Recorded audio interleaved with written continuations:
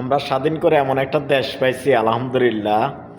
দেশের প্রতি সবার ভালোবাসা আছে এবং থাকবে।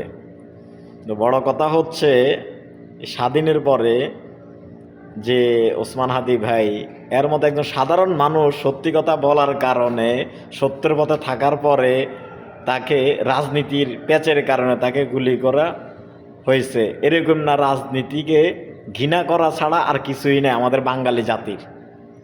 আমরা ভালো একটা রাজনীতি চাই, ভালো একটা দেশ চাই, কিন্তু কিরকম না, নিকৃষ্ট রাজনীতির কোনো দরকার নাই বাংলাদেশের বুকে।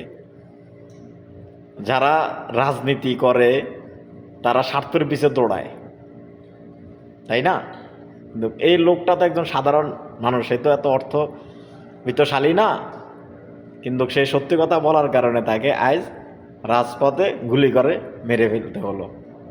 তো যাক, এখন সে যে অবস্থায় আছে, আল্লাহ পাক তারে সুস্থ করে দেখ, এটা হচ্ছে আমাদের সকলের দোয়া, আর কিছু না।